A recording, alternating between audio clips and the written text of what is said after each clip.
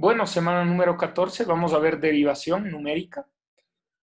Van a ver que va a ser un tema bastante específico, es decir, no pensemos la derivación como una función derivada, sino más bien encontrar la derivada de una función evaluada en un punto muy específico. Y vamos a trabajar también con el tema de integración numérica, pero en este caso vamos a resolver la integración múltiple, ¿no? Entonces vamos a trabajar con integración múltiple y vamos a estudiar la derivación numérica. Bueno, entonces lo primero, como les comento, vamos a definir lo que es una integral múltiple, así muy rápidamente.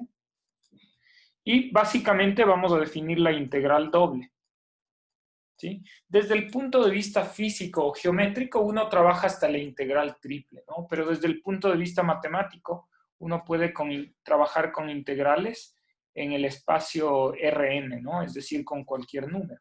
Los matemáticos a veces trabajan muchísimo con cosas un poco abstractas, ¿no? Por generalizaciones como tal, pero desde el punto de vista físico y numérico, uno trabaja con integrales simples, ¿no? Y las múltiples como dobles y triples. En este caso vamos a estudiar solo las dobles. Ya van a ver el por qué en métodos numéricos, a pesar de que podemos extrapolar el método, ¿no? El algoritmo matemático, para poder resolver integrales triples. Inclusive ahí les dejo, digamos, un trabajo, si alguien quiere hacerlo, ver cómo numéricamente puedo hacer las integrales triples, ¿no? Que en realidad no es muy complicado. Entonces, las integrales dobles, primero, es importante tener en claro que va a trabajar con integrales de dos variables, ¿no? En este caso es una integral doble. Y lo que vamos a hacer es, vamos a integrar esta, ¿no? En el espacio, como es integral doble, en el espacio R2 de diferencial de X de Y. ¿Ok? Entonces, primero es importante saber que gráficamente la función fxy ya no es una curva, ¿no? Porque nosotros estamos acostumbrados a graficar una función f de x, que en realidad es una curva en el plano, ¿no? Esto lo conocen bastante bien.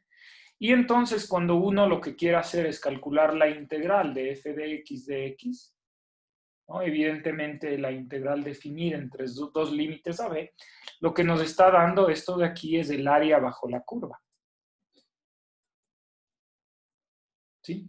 Entonces, claro, si uno tiene acá una gráfica de una curva cualquiera, de una función f, y a esta función nosotros le tomamos los límites a b, la integral lo que es en realidad es el área bajo la curva, ¿no? Y la integral fue definida también por sumatorias de Riemann, ¿no? Y la integral en realidad es una sumatoria que tiende a infinito número de subintervalos, ¿no? Y así es como funcionan los métodos numéricos que ya hemos visto, el de trapecio, Simpson y tercio, ¿no? El de cuadratura de Gauss no, porque tiene otra definición matemática.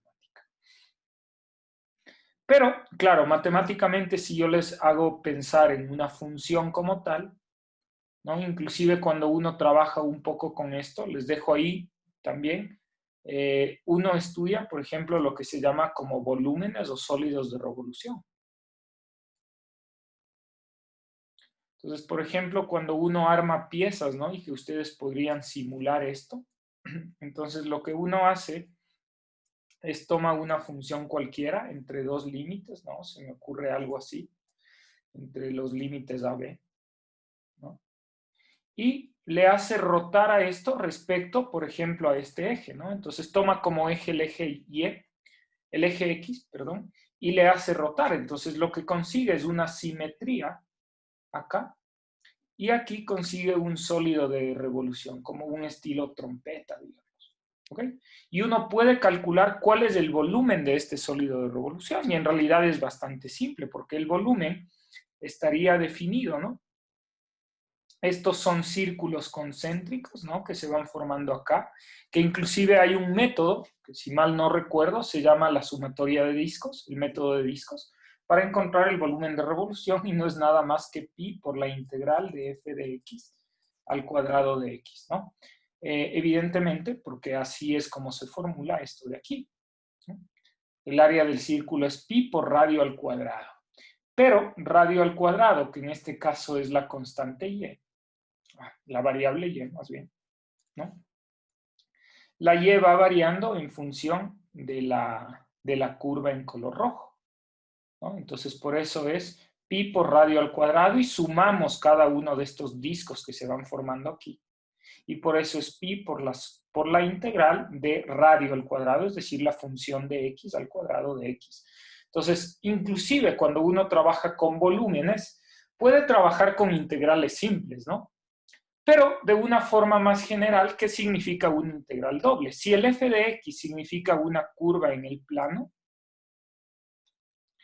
el f de xy, es decir, una función en dos variables, ¿qué significa? Significa una superficie, ¿no? Entonces pensemos que si tenemos un gráfico en 3D, pues tengo ya una superficie, ¿no? Ya no es solo una función como tal, ¿no? Y si pensamos evidentemente en x, y, z, también siguen siendo superficies o volúmenes inclusive. ¿Ok? Entonces eso es básicamente lo que significa la integral doble. Ahora, ¿cómo trabajo la integración doble? ¿No? ¿Qué es lo que quiero explicar primero? Que uno en realidad lo debería estudiar en cálculo 2, pero primero tienen que entender cómo funciona la integral doble desde el punto de vista analítico, para luego, pues esto poder, digamos, diseñarlo desde el punto de vista numérico, ¿no? Como no quiero perder mucho tiempo o tomar mucho tiempo en el tema de integrales un poco complicadas, tal vez trabajar con una sustitución trigonométrica o no sé, integración por partes, se me ocurre, voy a poner integrales bastante simples, ¿no? Entonces, por ejemplo, quiero la integral doble de la función x cuadrado y más 2y cuadrado, ¿no? Se me ocurre. Y aquí viene algo súper importante. Entonces, esta función puede ser respecto a dx de y, ¿ok? Si ustedes trabajan respecto al dx de y, entonces el dx, los límites para x, están en la primera integral, es decir, desde x igual a 0 hasta x igual a 5, por ejemplo, y los límites de y están en la integral de fuera, es decir, y igual a menos 1 hasta y igual a 7, por ejemplo, se me ocurre, ¿no? Entonces es importante, esta integral les va a dar una solución real. Y esta puede ser exactamente igual a la misma función, es decir, x cuadrado y más 2y cuadrado, invertidos los diferenciales, es decir, de y de x. Pero en este caso, ¿qué es lo que cambia?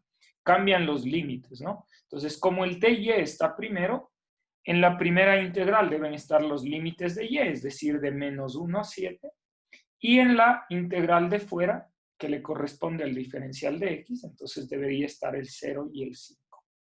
¿Ok? Dígame si está claro eso. ¿Cómo lo hacemos analíticamente? ¿No? Es parecido a la diferenciación parcial, ¿no? Ok, entonces, por ejemplo, yo resuelvo primero, digamos, ¿no? Si yo quiero trabajar, digamos, trabajamos con este. ¿Okay? Yo resuelvo primero esto de aquí. Solo esta integral, ¿no? Entonces, claro, como esta integral la voy a resolver respecto al diferencial de y, entonces yo considero como si el x cuadrado fuese constante. ¿Sí? ¿Está claro? Y yo, solo la y es la variable. Entonces, ¿a qué es igual la integral de x cuadrado y? Entonces, el x cuadrado sale, integral de y es y cuadrado entre 2, más el 2 sale, ¿no? Integral de y cuadrado es y cubo entre 3. Y esto está evaluado en qué límites, entre menos 1 y 7. Entonces, lo que hice es integrar la parte inicial o la parte de adentro, la función como tal respecto a y. Entonces, mantuve constante al x, ¿no? Y luego debo esto evaluarlo entre 7 y menos 1. En otras palabras, ¿qué debo hacer? Debo hacer lo siguiente, ¿no? X cuadrado, entonces el 7 va en y, 7 al cuadrado medios, más 2 por 7 al cubo tercios, ¿no? Menos, ¿qué? El límite inferior, es decir, x cuadrado por menos 1 al cuadrado medios, más 2 por menos 1 al cubo tercios. ¿Estamos claros? Entonces, ¿esto qué nos queda igual, no? Lo vamos a poner en calculadora para que ustedes se vayan fijando a qué nos queda igual. Entonces, 7 al cuadrado es 49. 49 medios x cuadrado más, vamos a ver, 7 al cubo, ¿no? Por 2, 686 tercios, menos, aquí queda positivo, 1 medio con este negativo menos x cuadrado medios. Acá queda negativo con este positivo más 2 tercios, ¿no? Entonces, la función que yo obtuve aquí en color verde, la voy a poner en color verde, es ¿cuál? Yo aquí puedo sumar 49 medios, perdón, 49 medios menos 1 medio, ¿cuánto nos da? Quedaría 48 medios, ¿no? Y 48 medios me parece que es 24. Entonces, 24x cuadrado. Y si sumamos este con este, 686 tercios. A ver, un segundo. Le vamos a sumar 2 tercios. Y me da 680, claro, evidentemente, 688 tercios. ¿Ok? Y aquí viene la clave. Entonces, esto en color verde es esto de aquí. De tal forma que ahora, ¿qué debería integrar? Ahora lo que debo integrar es entre 0 y 5, ¿de qué? De esta función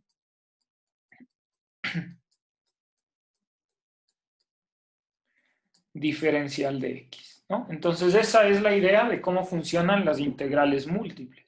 Entonces, si yo integro esto, entonces integral de 24x cuadrado, me queda 24x cubo tercios, más 688 tercios de x. Y esto va a estar evaluado entre 0 y 5. ¿Ok? Aquí me queda un 8. Entonces, en 0, evidentemente, todo me queda 0. Entonces, va a quedar 8 por 5 al cubo más 688 quintos sobre 3. ¿No? Entonces, vamos a ver cuánto nos da esto. 8 por 5 elevado al cubo más 688 por 5 entre 3. Aproximadamente nos da 2146.67. Entonces, este es el valor de la integral múltiple que he propuesto aquí. Entonces, podemos integrar, ¿no? Entonces, ponemos integrate y, no sé, aquí ponemos dos variables. Se me ocurre x al cuadrado por seno, ¿no?, de x más y menos logaritmo de y al cuadrado, no sé, lo que sea. Algo medio complicado hasta para que ustedes digan, oigan, ¿y ahí cómo hacer? Dividido para coseno de, ¿qué podemos? De x más 3, ¿ok? Y aquí tenemos que especificar si es de x de y o de y de x. Yo en este caso voy a poner de x de y. Entonces, tenemos que dar las condiciones a x, ¿no? Entonces, x, por ejemplo, quiero moverme desde menos 1 a pi, ¿no?, to pi. Y y nos podemos mover de 2 a 5, ¿no? Vamos a ver si nos da resultado.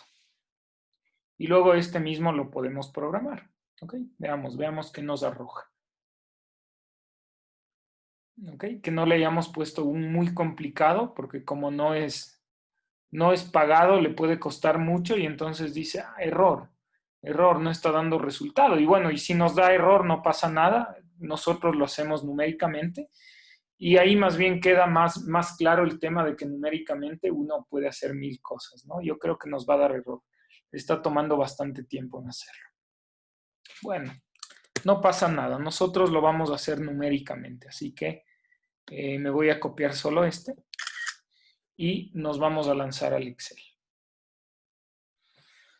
Bueno, entonces, como acá tenemos dos variables, la x y la y, tenemos que discretizar, ¿no?, o dividir en intervalos tanto la x como la y. Entonces, ustedes saben que el nivel de tolerancia o la aproximación que nosotros trabajemos dependerá del número de intervalos que pongamos, ¿no? Entonces, yo, por ejemplo, para la x, ¿no?, voy a llamar A de X, B de X, que serían los límites superior e inferior para X, N y H en X, ¿no? Y lo propio lo puedo hacer para Y. Entonces yo puedo poner A de Y, B para Y, ¿no? Número de intervalos que yo decida y H en Y. ¿Ok? Entonces A de X, ¿no? Como aquí está de X de Y, entonces se supone que X va desde menos 1 hasta pi. ¿Ok? Y el Y, como el de Y está por fuera, entonces los límites de Y evidentemente es 2 y 5. ¿Ya? Y aquí vamos a decidir si trabajamos, con cuántos intervalos vamos a trabajar, ¿no? Evidentemente aquí hay que tener un poco cuidado porque lo vamos a hacer un poco manualmente, ¿no? Lo vamos a trabajar manualmente, entonces hay que ser un poquito cuidadosos en el tema. Por ejemplo, ¿no? Si ustedes revisan, bueno, hay un ejercicio resuelto acá, ¿no? Como ustedes ven, el X le han dado muchísimos intervalos porque podemos trabajar hacia abajo, es decir, en el Excel arrastrar hacia abajo no me cuesta nada, pero arrastrar hacia la derecha no lo puedo hacer, ¿no?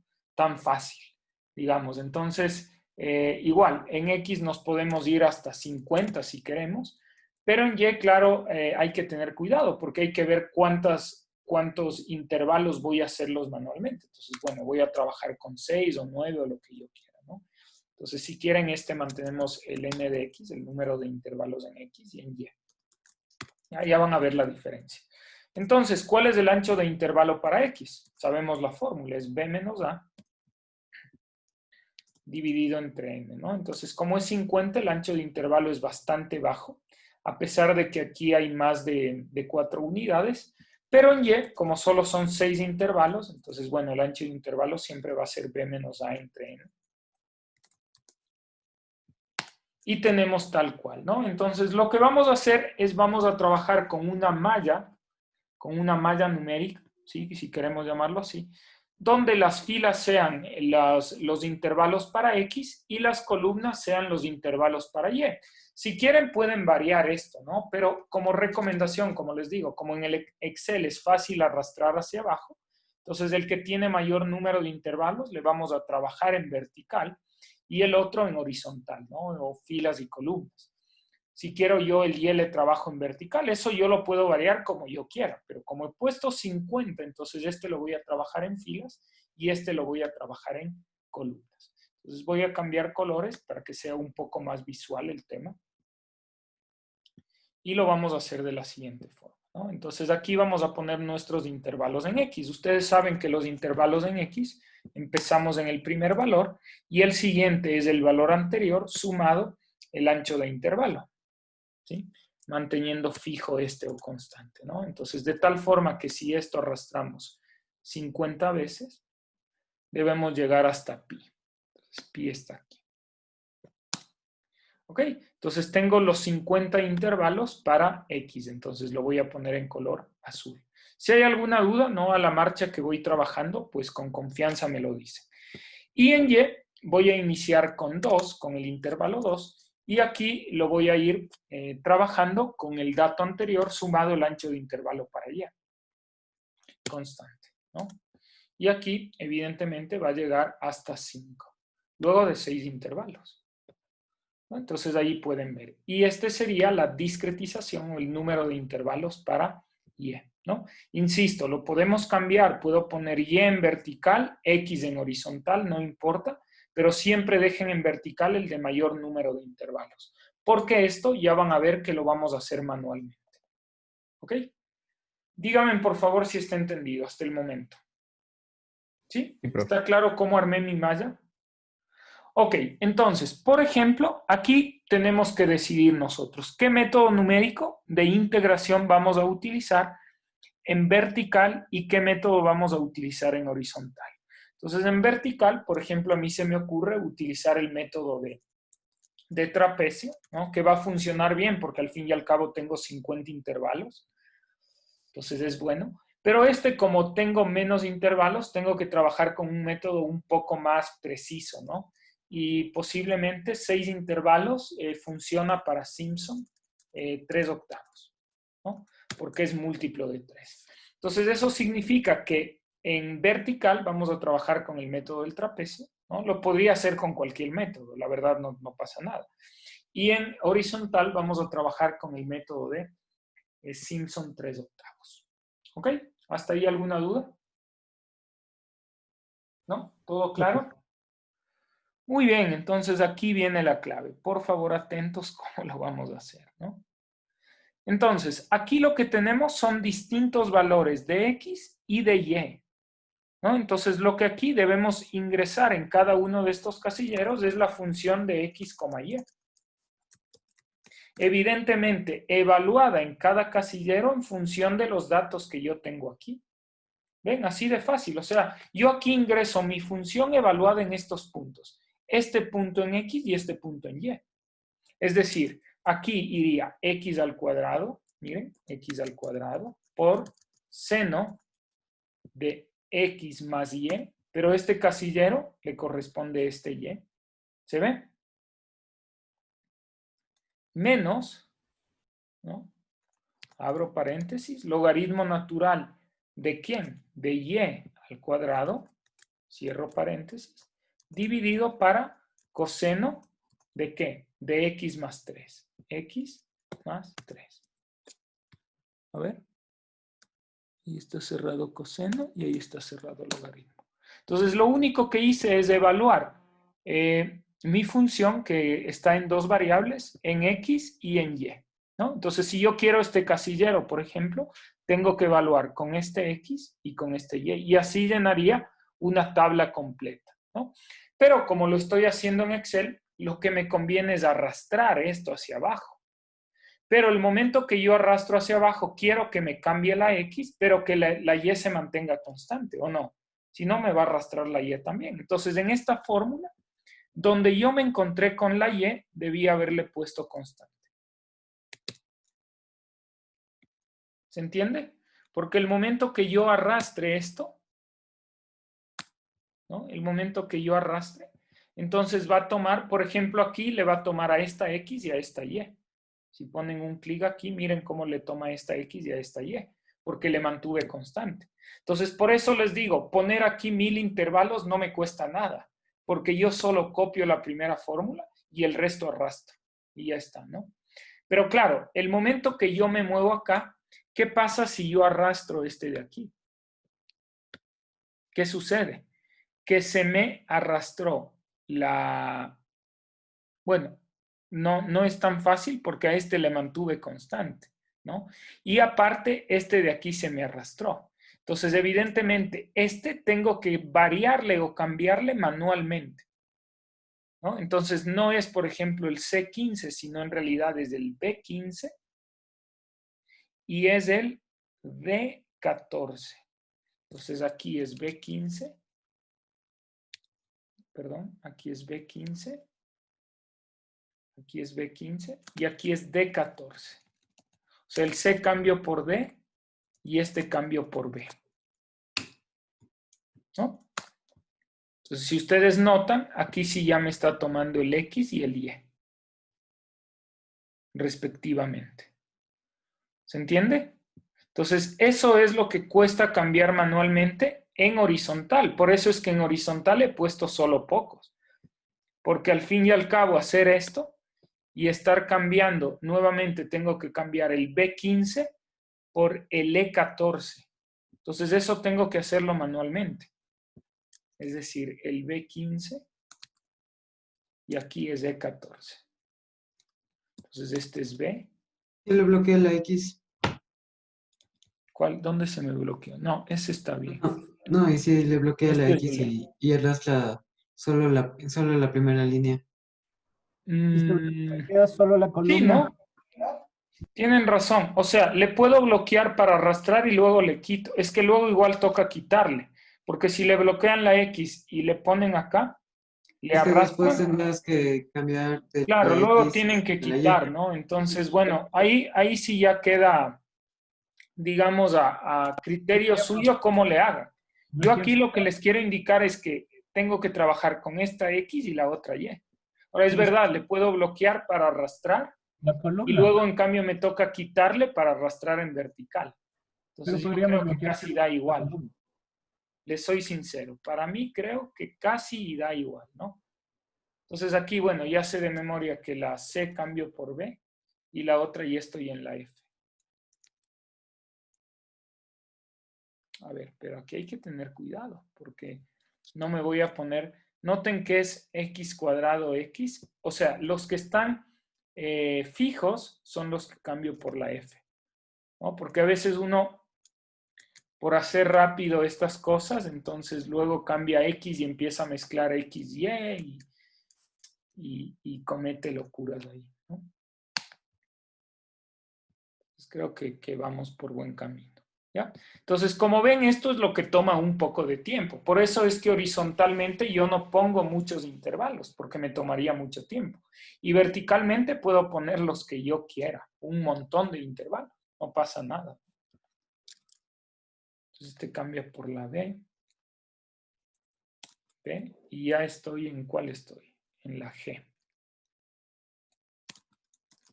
¿No? Entonces, esto es lo que cuesta un poco. Ahora, si ustedes deciden hacer este por programación, entonces la gran ventaja de la programación, uno se evita de andar haciendo las cosas manualmente. Y es la gran ventaja, ¿no? Entonces tenemos la B por la B. Y acá la fija y estoy en H. H, H y B. ¿Ok? Y finalmente esta cambiamos a la B. ¿Sí? Un poco de cuidado, ¿no? La B y estoy en la I. Estamos en la I. Y B. ¿No? Ok, entonces ahí podemos verificar para no haber cometido erratas, pero estamos listos.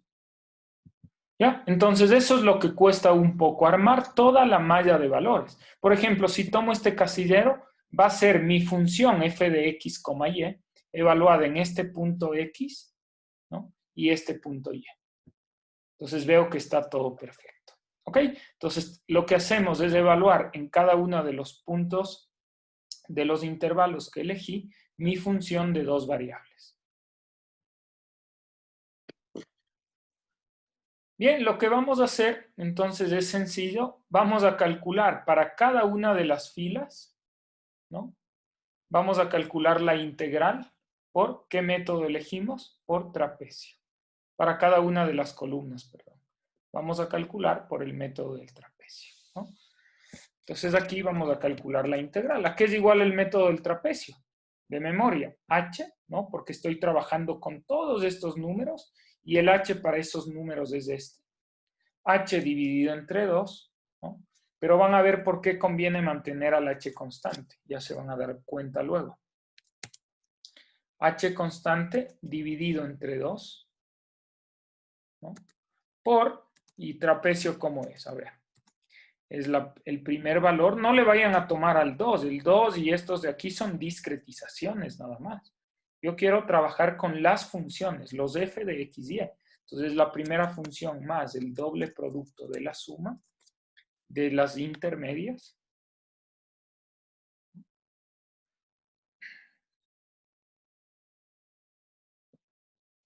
Y más el último f de x, y.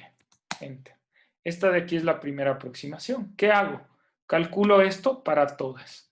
Entonces, por esa razón, tuve que mantener constante al h para que luego no se me mueva, ¿no? Y se me copie la fórmula. Entonces, por un lado, tengo ya calculadas las aproximaciones de las integrales por el método del trapecio, ¿no? Que serían todas estas. Y ahora, estos valores los vamos a calcular por el método de Simpson 3/8. Entonces, si ustedes recuerdan Simpson 3/8, teníamos, sino que esto está en horizontal, pero debíamos poner 1, 1, 0, 1, 1, ¿no? ¿Se acuerdan? Y aquí ya pongo el valor de la integral, ¿no? O si quiero pongo los datos como sabíamos poner, ¿no? La suma de unos y la suma de ceros, ¿no? Si quieren podemos utilizar la función de Excel, aunque aquí está súper fácil sumar. Pero si quieren ponen el sumar, sí, tal cosa, ¿no? Pero yo la verdad lo que haría es esto, más esto, y no me hago problema. ¿No? ¿Qué pasó? Bueno, estoy capaz diciéndole que haga cosas que no puede hacer el Excel, ¿no? Creo que hay que hacerlo así. ¿Ok? Y el suma de ceros es solo este de aquí, ¿no? Ah, estoy haciendo locuras. No es con arriba, no es con los datos Sí, arriba. sí, sí.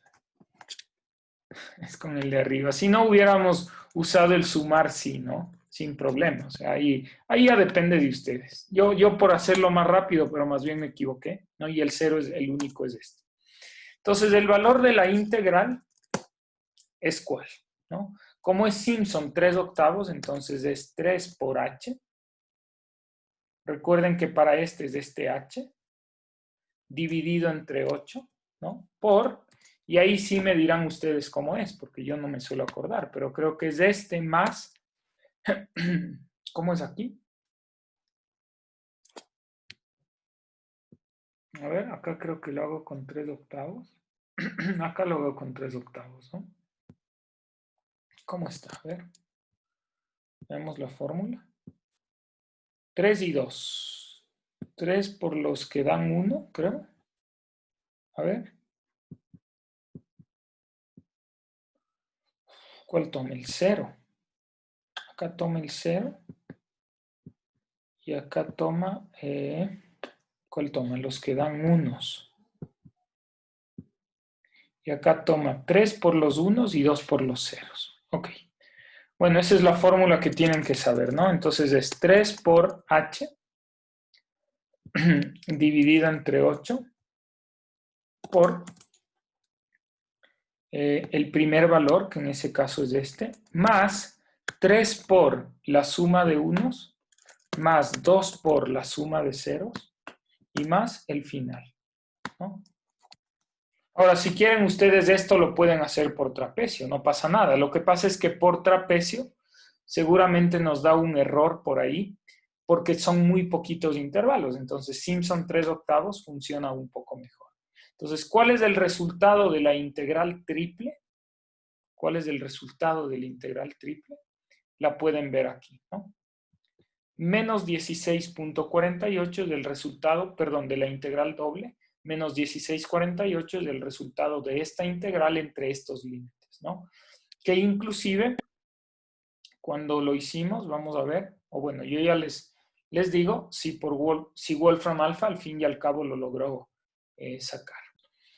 Bueno, la derivación numérica, como les comentaba, no piensen en la función derivada. Vamos a encontrar la función derivada. No tiene ningún sentido, ¿no? La verdad es encontrar la función derivada en un punto específico y lo vamos a hacer mediante una expansión de una serie de Taylor. De las series de Taylor, la verdad que hemos hablado mucho ya. Ya saben más o menos de qué se trata una serie de Taylor, ¿no? Es aproximar una función alrededor de un punto. Cuando uno habla de las series de Taylor, el punto de aproximación suele ser el 0, ¿no? Y cuando hablamos de las series de Maclaurin, entonces el punto de aproximación puede ser otro número como tal. Pero alrededor de estos puntos de aproximación, nosotros podemos ir construyendo la función por serie de potencias. Entonces, digamos, la serie de Inge, Taylor en realidad es una serie de potencias. Dígame. ¿me puede ayudar? Es que yo estoy a través de mi celular, ya que mi computador no tengo servicio de internet Ya, y ya me estoy quedando sin batería. ¿Hay ya alguna forma? le anoto para tomarle lista, ¿ya?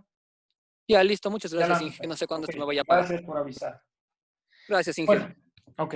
Entonces, vamos a hacer, ¿no? La aproximación por Taylor. Y ustedes saben que según dónde trunquemos, es decir, si truncamos en la primera derivada, entonces la aproximación no es muy buena o es más limitada en el rango de aproximación. Si truncamos en la segunda, entonces se extiende un poco más, en la tercera más y así sucesivamente, ¿no? Entonces, en función de esto, lo que obtenemos son las derivadas, ¿no? Porque si ustedes se fijan, si truncamos en la primera derivada, yo puedo despejar el f' de x, ¿no? Lo puedo despejar Y esta sería, al fin y al cabo, una fórmula para la primera derivada, ¿no? Que sería esta de aquí. Claro, el orden es un poco malo, ¿no? Es de orden H. Pero, y para la segunda derivada, yo lo que hago es despejar esta segunda derivada, ¿no? Y el f' sustituir por la original, que era este, y les va a quedar esto, ¿no? Es algo matemáticamente bastante sencillo. Entonces, lo que quiero que quede claro, ¿no? Porque no voy a hacer los cálculos matemáticos, son bastante sencillos, solo de la serie de Taylor hay que despejar la primera o la segunda derivada. En base a estos cálculos, lo que vamos a hacer es obtener las fórmulas para derivación, ¿no? Y cuando uno habla de la derivación, puede tener, por ejemplo, esta fórmula, ¿no? Que es importante, que se la conoce como... Esto ustedes lo deben tener en formulario, ¿no? Pero esta es la fórmula de diferencias divididas hacia delante, ¿no? Esto es importante. Entonces, yo les voy a pedir, por ejemplo, en un examen o inclusive en la tarea, que hagan el cálculo, por ejemplo, de la segunda derivada utilizando el método hacia adelante. Entonces, hacia adelante son estas fórmulas. ¿Por qué se llama hacia adelante? Porque es bastante intuitivo, ¿no? Si yo quiero calcular la derivada en x sub i, entonces si ustedes se fijan en las fórmulas y les echan un vistazo, necesitamos como datos el x sub i, ¿no? El x sub i más 1, el x sub i más 2, por ejemplo. Depende de la aproximación que quiero. Puedo necesitar el x sub i más 3 inclusive. Pero si ustedes notan, necesito siempre los valores hacia adelante. Por eso es aproximación hacia adelante, ¿no? Entonces es bastante intuitiva, la verdad, esta idea. Entonces, claro, la primera derivada, ¿no? De orden o de error orden H, solo utiliza un punto hacia adelante y el punto donde debo calcular, pero si quiero mejorar el error, entonces ya utiliza 2 puntos, ¿no? Evidentemente, cuando truncaron la serie de Taylor, lo hicieron un paso después, entonces eso me da una mejor aproximación. Aquí tengo la segunda derivada, las fórmulas para orden H de error y orden de error H cuadrado, orden cuadrático, ¿no? Y la tercera derivada está aquí la función. ¿Estamos? Entonces, este sería como su formulario. Ya vamos a ver cómo lo utilizamos, pero para todo el formulario que hemos visto, es decir, todos los algoritmos matemáticos que ustedes han llegado a conocer y algunos a saber, a dominar, creo que ver una fórmula en este sentido en realidad es algo muy, muy sencillo, ¿no? Pensar en un i más 2. I más 2 uno sabe que es el punto trasladado 2 puntos más allá, ¿no? Ahora, ¿cómo los traslado? Vamos a ver que lo trasladamos también con un ancho de intervalo, que es el h. Ya vamos a ver eso. Pero bueno, estas son las fórmulas. Hacia adelante, ¿no? Pero podemos tener las fórmulas de diferencias divididas hacia atrás. Aquí está. ¿Sí? Entonces, no quiero insistir demasiado en esto, pero si ustedes se fijan en las fórmulas, aquí en cambio necesito como datos el i y el i menos 1. Y el i menos 2 y el i menos 3, ¿no? Hacia atrás. ¿Ok? ¿Cómo se las obtiene? También mediante truncamientos de las series de Taylor. ¿Ok? Entonces tenemos las fórmulas hacia atrás de la primera, segunda, tercera, cuarta derivada. Y finalmente, la que mejor funciona, ¿no? Que yo sé que es la que mejor funciona, son las diferencias divididas centradas. Aquí está. ¿No? Entonces es centrada porque noten aquí necesito el i más 1, i menos 1. I más 2, i más 1, i menos 1, i menos 2 y así sucesivamente. Y de igual forma tenemos las fórmulas para primera, segunda, tercera y cuarta derivada, ¿no? Entonces yo voy a ser muy específico y les voy a decir, por ejemplo, calculen la cuarta derivada utilizando diferencias finitas centradas. Entonces ustedes buscan en la fórmula las centradas, van a la cuarta derivada y tenemos 2. Y aparte les digo y que el error sea de orden cuadrático, ¿no? Entonces toman esta fórmula y en base a esta fórmula, pues lo trabajamos en Excel. Solo con esta fórmula, porque he pedido diferencias divididas finitas centradas, la cuarta derivada y orden de error H2. ¿sí? Entonces, en base a tener este formulario es como uno va a trabajar en el Excel. Bien, entonces, esta de aquí va a ser la función, sí, es importante que ustedes lo vean. Pues la función que vamos a derivar y vamos a encontrar la segunda derivada es esta de aquí, ¿no? Y aquí está la fórmula de la segunda derivada con diferencias divididas hacia atrás. Entonces, lo único que hago es ubico mi x sub i. Y aquí necesito i menos 1, i menos 2, i menos 3. Entonces, por aquí pongo el i menos 1, i menos 2, i menos 3. ¿No? Lo pongo hacia atrás como para que sea más didáctico, ¿no? Y aquí tengo que decidir un h. Entonces, el h, la verdad que debe ser pequeñito, porque si este h es muy grande, ¿no? Bueno, le vamos a ir haciendo las pruebas, ¿no? Entonces, el xy es el valor donde yo quiero evaluar. Entonces, vamos a suponer que nuestro ejercicio es evalúe la segunda derivada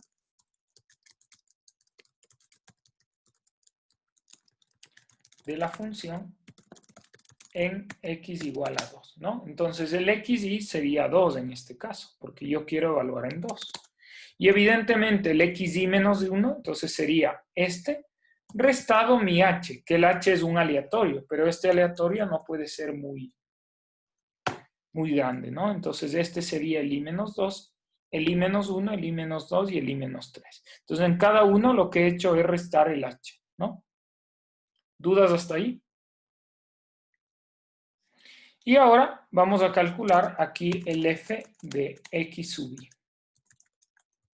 O sea, la función evaluada en cada uno de estos puntos. ¿Qué función? La función original, la que yo quiero derivar. Entonces, ¿a qué es igual? Vamos a ver. Ok, tenemos 5 por x. ¿No? A ver, igual. 5 por x más 2 elevado a la quinta dividido entre 4 por x más 3 elevado a la cuarta. ¿Ok? Ahí están las funciones evaluadas en cada uno de estos puntos, ¿no? Ahora, ¿por qué he decidido tomar estos puntos xy, i menos 1, i menos 2, i menos 3? Porque esa es la fórmula lo que me pide. Y entonces la segunda derivada, f segunda en 2, es igual a ¿qué? Ponemos la fórmula. Así de fácil, miren, ponemos la fórmula. 2 por f de xy, dice. Aquí está el f de xy. Menos 5 por f de xy menos 1. Más 4 por f de xy menos 2. Menos f de xy menos 3. ¿No? A ver qué estoy haciendo. No. A ver. Menos f de xy menos 3. Y todo dividido entre h al cuadrado. H al cuadrado. Esto es lo que nos da, ¿ok? La segunda derivada evaluada en x igual a 2, ¿no? Cercano a 1. Miren qué h hemos tomado. Dudas, por favor.